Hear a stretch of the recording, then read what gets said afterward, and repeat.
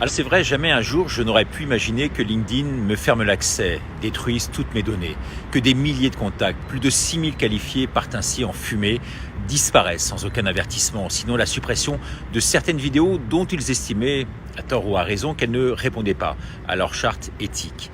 Mais de voir tous ces contacts pros disparaître sans coup férir, il s'agit pour moi, journaliste, d'un fait gravissime, aux conséquences dramatiques. Vous privez à vous le droit d'être informé, m'interdire dans mon droit d'expression, me mettre une muselière, me tuer professionnellement.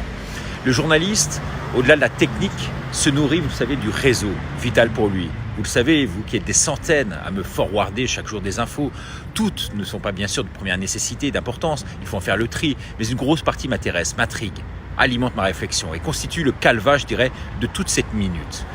Sur LinkedIn, compte tenu du niveau stratégique de mes relations, c'était pour moi un outil de base dans ma communication. Le réseau est puissant, c'est un fait incontestable.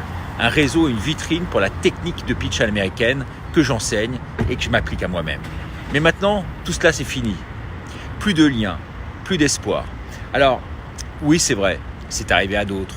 Tu pouvais t'y attendre. C'est pas non plus la fin du monde. Tu rebondiras. Ok, mais c'est quand même plus de 20 ans de travail. Ma base constituée de milliers de patrons, CEO qui étaient à jour n'avait pas de prix. Mais comme disait ma grand-mère, dans une expression que j'aimais beaucoup d'elle, il faut vraiment le voir pour le croire.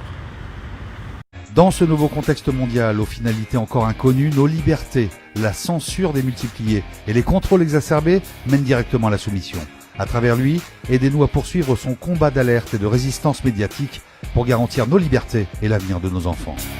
Et là maintenant je pense, ça suffit.